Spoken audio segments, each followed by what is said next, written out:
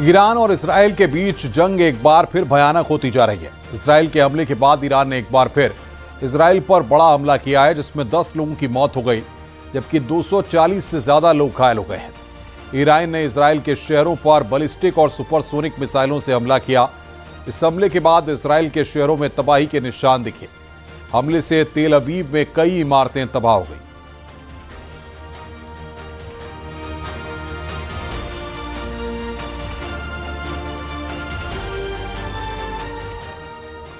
Iran और Israel ने शनिवार देर रात एक बार फिर से एक दूसरे पर कई मिसाइलें दागी।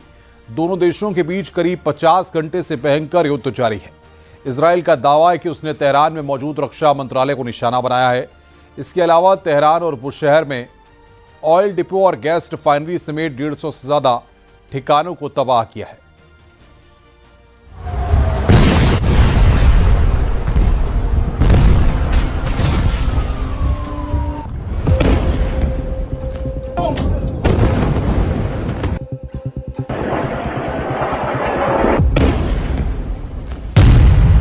इसराइल के हमलों में पस्त हुआ ईरान।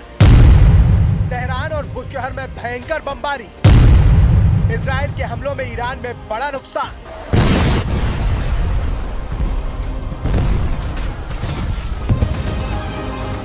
बमबारी की ये तस्वीरें ईरान की हैं, जहां इसराइल की बैलिस्टिक मिसाइल ने कोहराम मचा दिया। इस बार भी इसराइल के हमलों में निशाने पर ईरान के प्रमुख संयंत्र ही रहे, जिसमें ऑयल डिपो और गैस रिफाइनरी शामिल है। और इसकी एक तस्वीर आई है ईरान के बुशहर प्रांत के कंगान शहर से, जहां इसराइल के अटैक से तबाही का मंजर सामने आया। कंगान शहर के दक्षिण इलाके में मौजूद नेचुरल गैस प्लांट से आग की ऊंची लपटें और धुएं का गुबार उठता नजर आया। चश्मदीदों के मुताबिक ये हमला एक छोटे ड्रोन से किया गया, जिससे तेज धमाका हुआ। ये पहला मौका है जब इसराइल ने ईरान की तेल और गैस इंडस्ट्रीज पर सीधा हमला किया है।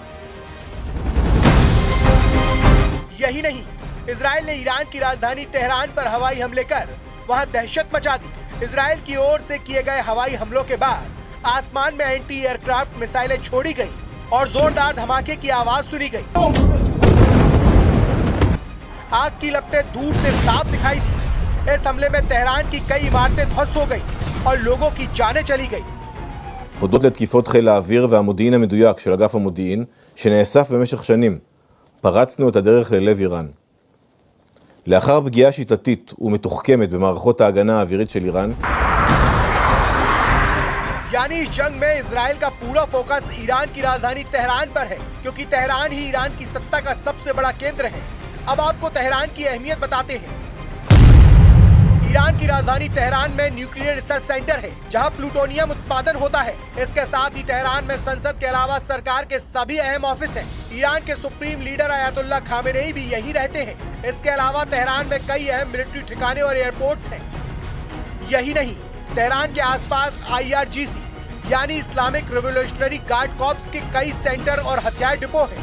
यहीं पर हुए इसराइल के हमले में IRGC कमांडर हुसैन सलामी, सेना अध्यक्ष मोहम्मद बघेरी और कई परमाणु वैज्ञानिकों की मौत हुई थी। इसलिए इसराइल के निशाने पर तेहरान ही रहता है और इन हमलों का असर भी दिखने लगा है। ईरान में इसराइल के हवाई हमलों से हालात बिगड़ने लगे हैं। ईरान के टॉप अफसरों में खलबली मच गई है। कई अफसर ईरान छोड़कर भागने की फिराक में हैं।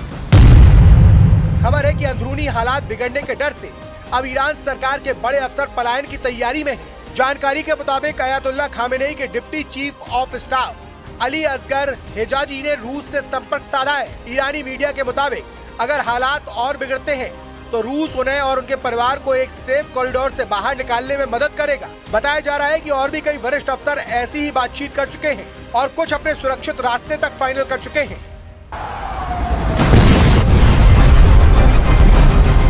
इस बीच इसराइल के हमलों से बचने के लिए ईरान की सेना ने देश के 7 राज्यों में एयर डिफेंस सिस्टम एक्टिव कर दिया है, ताकि इसराइल के हवाई हमलों से उनकी जान बच सके। इसके बावजूद इसराइल के धाकड़ फाइटर जेट ईरान के डिफेंस सिस्टम को चकमा देते हुए लगातार हमले कर रहे हैं।